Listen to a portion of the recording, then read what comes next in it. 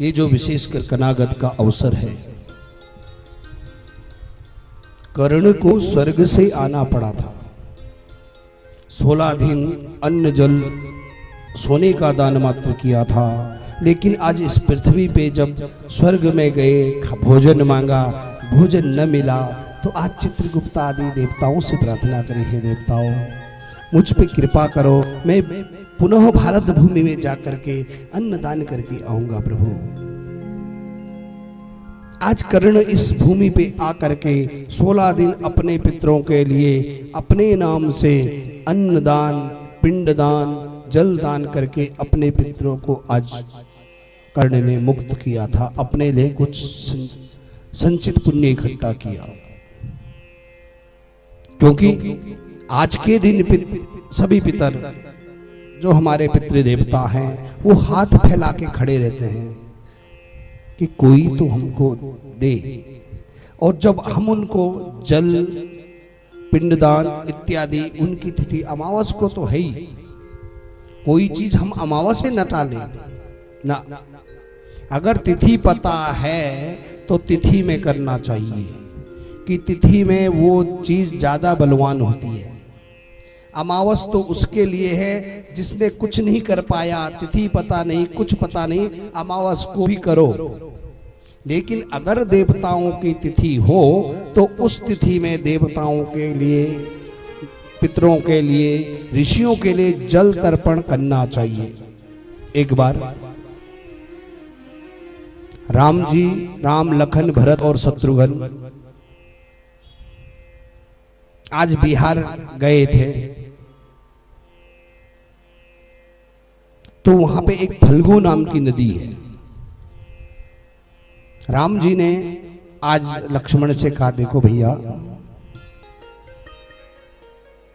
पिताजी का श्राद्ध, दशरथ जी का श्राद्ध है, तिथि निकलने वाली है, तुम ऐसा करो कि पिंडदान की सामग्री लेके आ जाओ।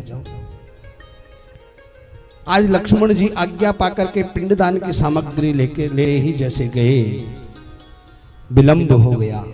आज राम जी ने सीता जी से कहा, सीते, लखन तो आया नहीं, तिथि बीती जा रही है, तो अब हमने जो है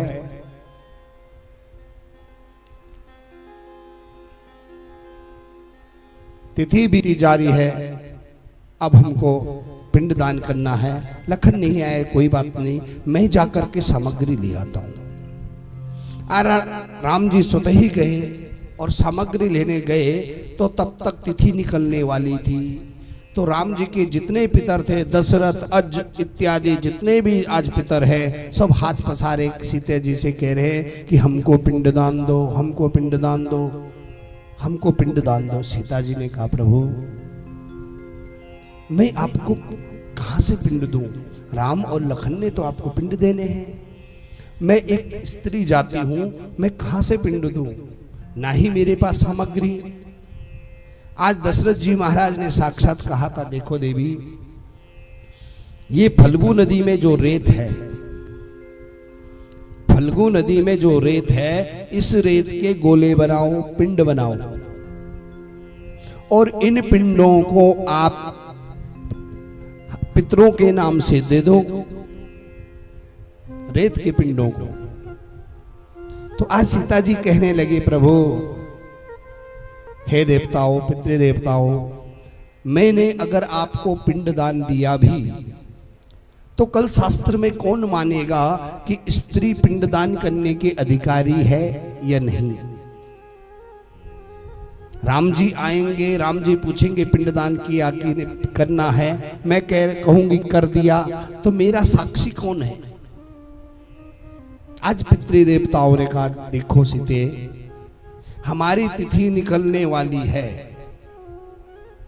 और इसके बाद आप दोगे, मिलेगा तो जरूर, पर जो तृप्ति तिथि में होगी वो अन्य नहीं होगी। तो आप ऐसा करिए कि ये जो गौ माता है, ये गौ माता आपके पिंडदान की साक्षी हैं, राम जी को बताएंगी कि सीता जी ने पिंडदान किया।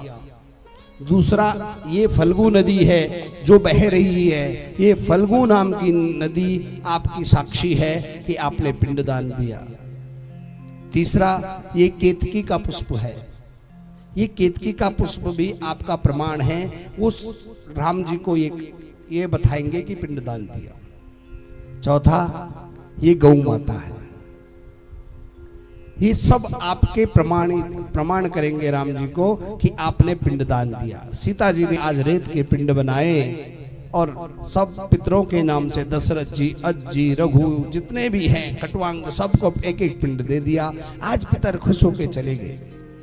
इतने में राम जी महाराज आए। राम जी जैसे ही आए, सीता जी को कहने लगे, सीते जल्दी आओ, पात्र में आटा ओले, ये करे वो करे। सीता जी ने कहा, भाई मैंने तो पिंडदान करना है कह रहे हैं। सीता जी ने कहा, प्रभु मैंने पिंडदान कर दिया।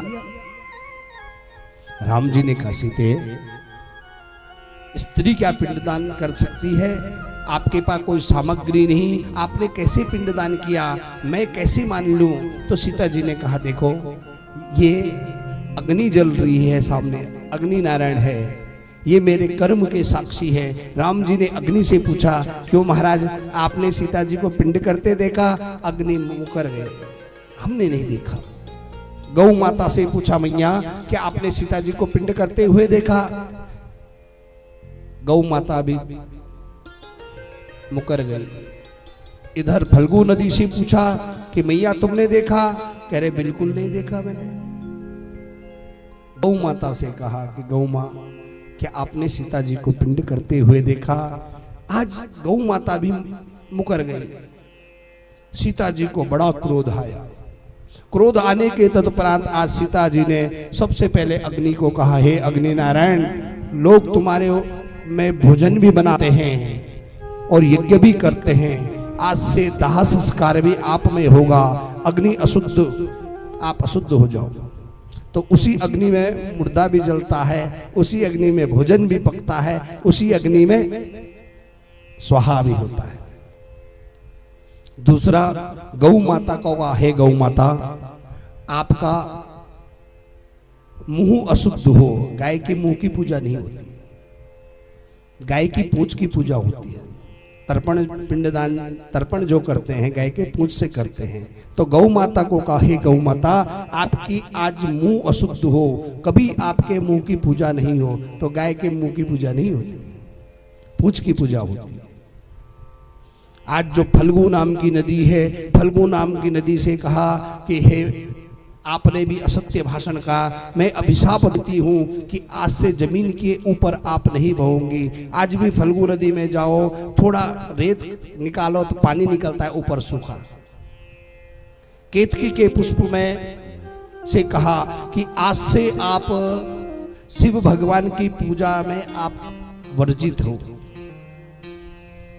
तो कहने का मात्र भाव ये है कि इन तिथियों में अपने पितरों के निमित्त जल दान, तर्पण, पितृ श्राद्ध इत्यादि, पिंडदान इत्यादि करना चाहिए और भागवत जी का मूल पाठ हो जाए। क्योंकि श्रीमद् भागवते वार्ता प्रेत पीड़ा विनाशनी। कई बार ये देखा गया है, जैसे भागवत की महात्म में धुंधकारी कहता है कि गया श्राद्ध सते ना फिर मुक्तिर में न भविष्यति। कह रहे भैया एक बार पिंडदान तो क्या, तुम 100 बार पिंडदान कर दो, मुझ जैसे खतरनाक प्रेत की मुक्ति नहीं होगी।